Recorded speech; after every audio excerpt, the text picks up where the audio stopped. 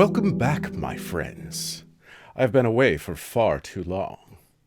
But I have many a terrifying tale to tell of my travels. Of my luck meeting a leprechaun. Of my time in a prison possessed of poltergeists.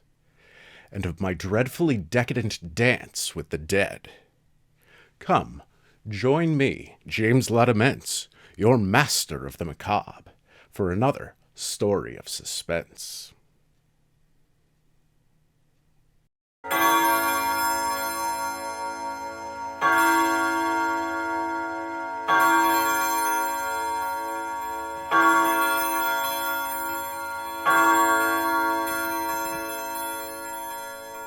The Red Death had long devastated the country. No pestilence had ever been so fatal or so hideous. Blood was its avatar and its seal, the redness and the horror of blood. There were sharp pains and sudden dizziness, and then profuse bleeding at the pores with dissolution. The scarlet stains upon the body, and especially upon the face of its victim, were the pest ban which shut him out from the aid and from the sympathy of his fellow men. And the whole seizure, progress, and termination of the disease were the incidents of only half an hour. But the Prince Prospero was happy and dauntless and sagacious. When his dominions were half depopulated, he summoned to his presence 1,000 hale and light-hearted friends from among the knights and dames of his court, and with these retired to the deep seclusion of one of his castellated abbeys. This was an extensive and magnificent structure, the creation of the prince's own eccentric, yet august taste. A strong and lofty wall girdled it in. This wall had gates of iron. The courtiers, having entered, brought furnaces and massy hammers and welded the bolts. They resolved to leave means neither of ingress nor egress to the sudden impulses of despair or of frenzy from within. The abbey was amply provisioned. With such precautions, the courtiers might bid defiance to contagion. The external world could take care of itself. In the meantime, it was folly to grieve or to think. The prince had provided all the appliances of pleasure.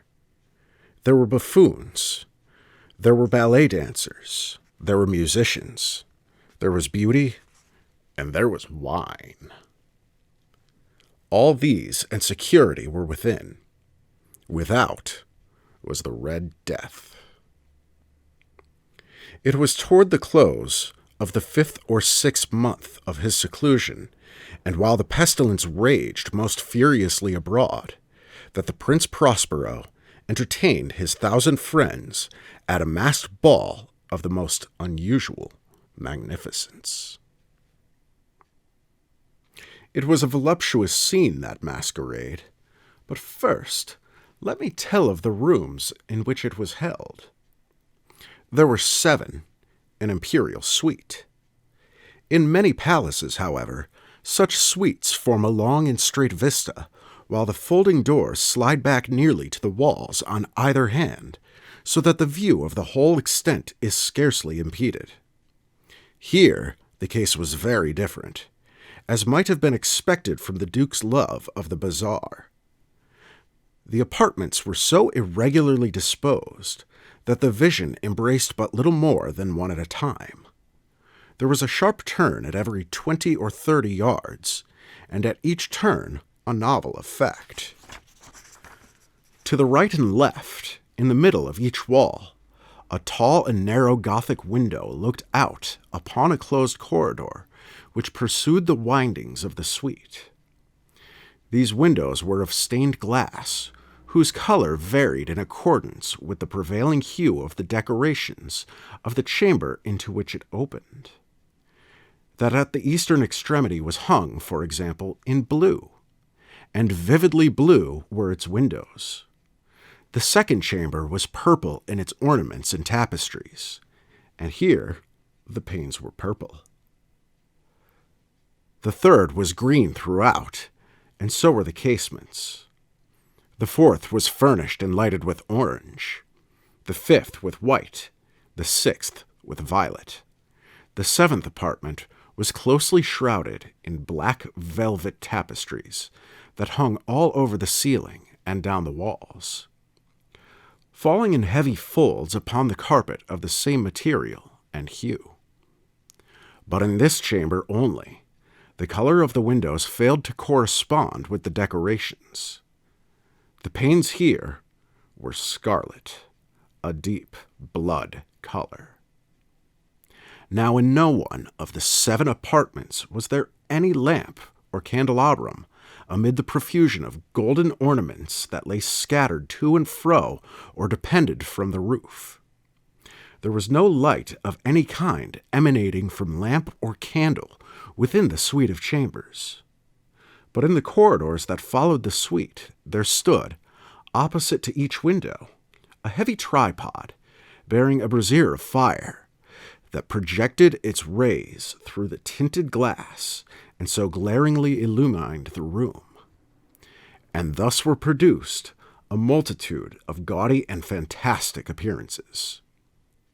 But in the western, or black chamber, the effect of the firelight that streamed upon the dark hangings through the blood-tinted panes was ghastly in the extreme, and produced so wild a look upon the countenances of those who entered, that there were few of the company bold enough to set foot within its precincts at all. It was in this apartment also that there stood against the western wall a gigantic clock of ebony. Its pendulum swung to and fro with a dull, heavy, monotonous clang, and when the minute hand made the circuit of the face and the hour was to be stricken, there came from the brazen lungs of the clock a sound which was clear and loud and deep and exceedingly musical, but of so peculiar a note and emphasis that at each lapse of an hour the musicians of the orchestra were constrained to pause momentarily in their performance to hearken to the sound. And thus the waltzers perforce ceased their evolutions, and there was a brief disconcert of the whole gay company, and while the chimes of the clock yet rang, it was observed that the giddiest grew pale, and the more aged and sedate passed their hands over their brows, as if in confused reverie or meditation. But when the echoes had fully ceased, a light laughter at once pervaded the assembly. The musicians looked at each other and smiled at their own nervousness and folly, and made whispering vows, each to the other, that the next chiming of the clock should produce in them no similar emotion. And then, after the lapse of 60 minutes, which embrace 3,600 seconds of the time that flies, there came yet another chiming of the clock, and then there were the same disconcert and tremulousness and meditation as before. But in spite of these things, it was a gay and magnificent revel. The tastes of the Duke were peculiar. He had a fine eye for colors and effects. He disregarded the decora of mere fashion. His plans were bold and fiery, and his conceptions glowed with barbaric luster. There are some who would have thought him mad. His followers felt that he was not. It was necessary to hear and see and touch him to be sure that he was not. He had directed, in great part, the movable embellishments of the 7 chambers upon occasion of this great fete, and it was his own guiding taste which had given character to the masqueraders. Be sure they were grotesque. There were much glare and glitter and piquancy and phantasm, much of what has been since seen in Hernani. There were arabesque figures with unsuited limbs and appointments. There were delirious fancies, such as the madman fashions. There were much of the beautiful, much of the wanton, much of the bizarre, something of the terrible, and not a little of that which might have excited disgust. To and fro in the 7 chambers there stalked, in fact, a multitude of dreams, and these, the dreams, writhed in and about, taking hue from the rooms, and causing the wild music of the orchestra to seem as the echo of their steps. And anon there were strikes of the ebony clock which stands in the hall of the velvet. And then, for a moment, all is still, and all is silent, save the voice of the clock. The dreams are stiff frozen as they stand, but the echoes of the chime die away. They have endured but an instant, and a light, half-subdued laughter floats after them as they depart. And now again the music swells, and the dreams live and writhe to and fro more merrily than ever, taking hue from the many-tinted windows through which stream the rays from the tripods. But to the chamber which lies most westwardly of the 7, there are now none of the maskers who venture. For the night is waning away, and there flows a ruddier light through the blood-colored panes, and the blackness of the sable drapery appalls, and to him whose foot falls upon the sable carpet, there comes from the near clock of ebony a muffled peal more solemnly emphatic than any which reaches their ears, who indulge in the more remote gaieties of the other apartments. But these other apartments were densely crowded, and in them beat feverishly the heart of life, and the revel went whirlingly on, until at length there commenced the sounding of midnight upon the clock. And then the music ceased, as I have told, and the evolutions of the waltzers were quieted, and there was an uneasy cessation of all things as before. But now there were 12 strokes to be sounded by the bell of the clock, and thus it happened, perhaps that more of thought crept with more of time into the meditations of the thoughtful among those who revelled. And thus, too, it happened, perhaps, that before the last echoes of the last chime had utterly sunk into silence, there were many individuals in the crowd who had found leisure to become aware of the presence of a masked figure, which had arrested the attention of no single individual before. And the rumor of this new presence having spread itself whisperingly around, there arose at length from the whole company a buzz, or murmur expressive of disapprobation and surprise, but finally of terror, of horror, and of disgust. In an assembly of phantasms such as I have painted, it may well be supposed that no ordinary appearance could have excited such sensation. In truth, the masquerade license of the night was nearly unlimited. But the figure in question had out-Heroded Herod, and gone beyond the bounds of even the prince's indefinite decorum. There are chords in the hearts of the most reckless which cannot be touched without emotion. Even with the utterly lost, to whom life and death are equally jests, there are matters of which no jest can be made.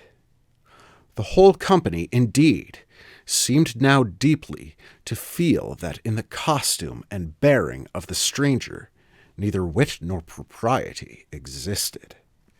The figure was tall and gaunt, and shrouded from head to foot in the habiliments of the grave. The mask which concealed the visage was made so nearly to resemble the countenance of a stiffened corpse that the closest scrutiny must have had difficulty in detecting the cheat. And yet all this might have been endured, if not approved, by the mad revelers around. But the mummer had gone so far as to assume the type of the Red Death. His vesture was dabbled in blood, and his broad brow, with all the features of the face, was besprinkled with the scarlet horror. When the eyes of Prince Prospero fell upon this spectral image, which, with a slow and solemn movement, as if more fully to sustain its role, stalked to and fro among the waltzers, he was seen to be convulsed, in the first moment, with a strong shudder, either of terror or distaste, but, in the next, his brow reddened with rage. "Who dares?" he demanded hoarsely of the courtiers who stood near him. "Who dares insult us with this blasphemous mockery? Seize him and unmask him, that we may know whom we have to hang at sunrise from the battlements." It was in the eastern or blue chamber, in which stood the Prince Prospero, as he uttered these words. They rang throughout the 7 rooms loudly and clearly, for the prince was a bold and robust man, and the music had become hushed at the waving of his hand. It was in the blue room where the prince stood, with a group of pale courtiers by his side.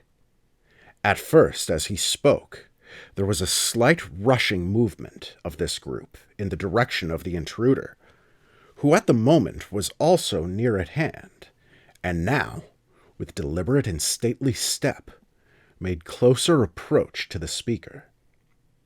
But from a certain nameless awe with which the mad assumptions of the mummer had inspired the whole party, there were found none who put forth hand to seize him.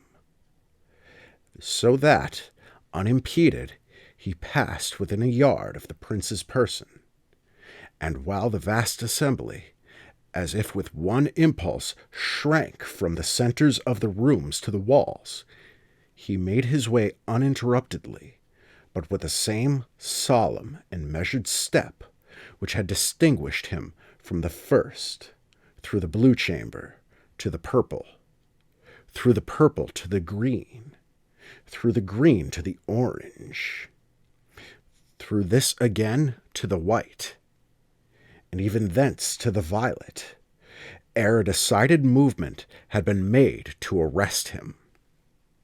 It was then, however, that the Prince Prospero, maddening with rage and the shame of his own momentary cowardice, rushed hurriedly through the 6 chambers, while none followed him on account of a deadly terror that had seized upon all. He bore aloft a drawn dagger, and had approached in rapid impetuousness to within 3 or 4 feet of the retreating figure, when the latter, having attained the extremity of the velvet apartment, turned suddenly and confronted his pursuer. There was a sharp cry, and the dagger dropped, gleaming upon the sable carpet, upon which, instantly afterward, fell prostrate in death the Prince Prospero. Then, summoning the wild courage of despair, a throng of the revelers at once threw themselves into the black apartment, and seizing the mummer, whose tall figure stood erect and motionless within the shadow of the ebony clock, gasped in unutterable horror at finding the grave cerements and corpse-like mask, which they handled with so violent a rudeness, untenanted by any tangible form. And now was acknowledged the presence of the Red Death. He had come like a thief in the night, and one by one dropped the revelers in the blood-bedewed halls of their revel, and died each in the despairing posture of his fall. And the life of the ebony clock went out with that of the last of the gay, and the flames of the tripods expired, and darkness and decay and the Red Death held illimitable domain over all.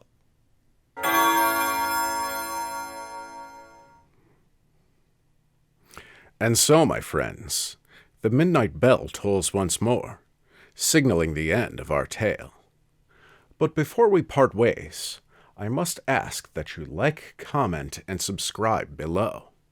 And I will see you again next week for another story of suspense.